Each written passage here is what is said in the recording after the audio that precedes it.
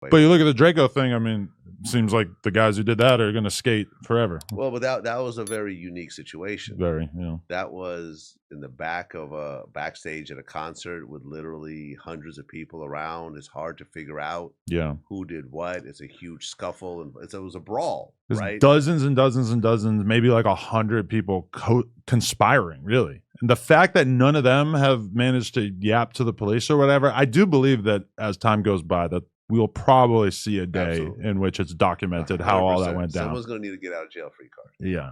Someone's going to get caught up beating up their girlfriend. Yeah.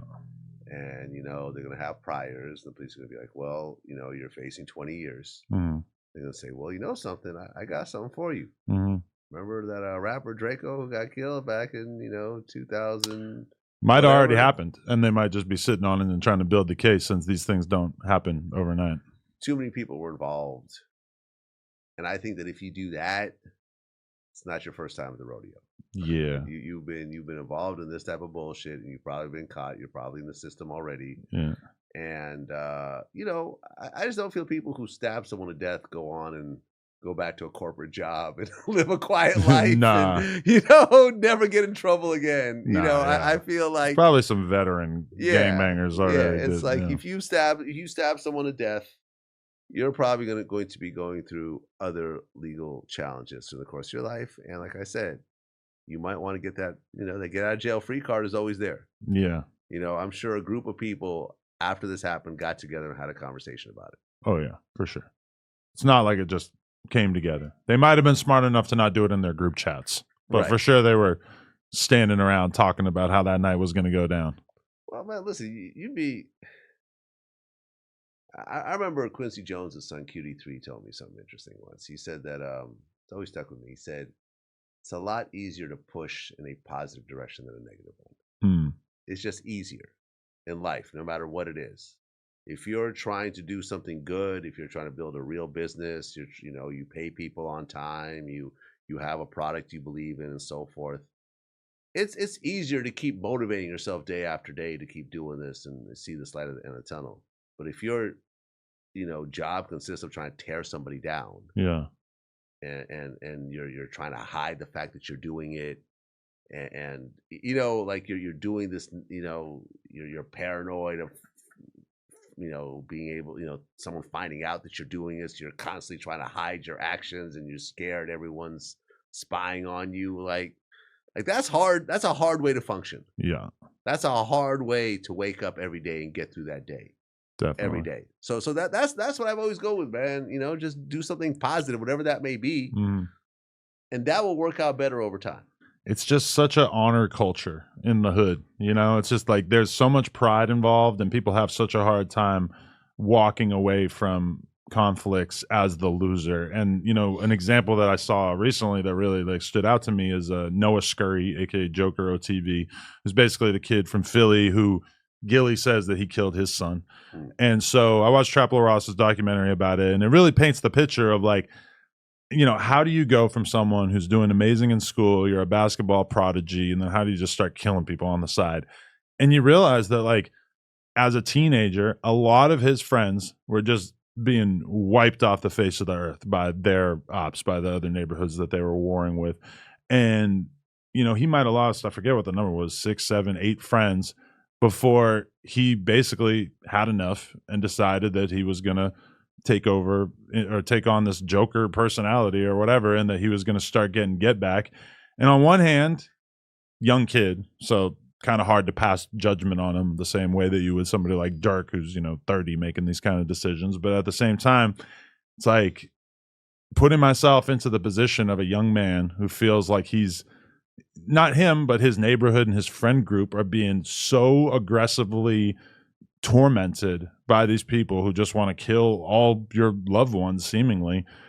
It's not that surprising that at some point he decided to take justice into his own hands.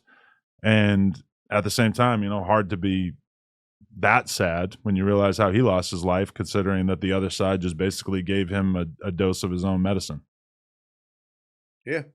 Yeah, I mean, it's a sad story. Me and Traplo Ross had a lunch the other day. He told me that. Yeah, he lives out here now in LA. Yes.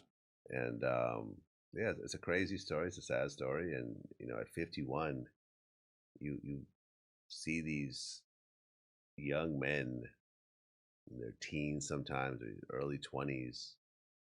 They didn't get to experience a lot of shit. Mm-hmm. Like they just missed out. Like it's easy to Vlad is old, Adam's old, whatever else, but like there's a lot of dope shit that happens in your 30s, in your 40s. Now I'm seeing in my 50s. Like you miss out on all that just because you're not really thinking about the future. Yeah.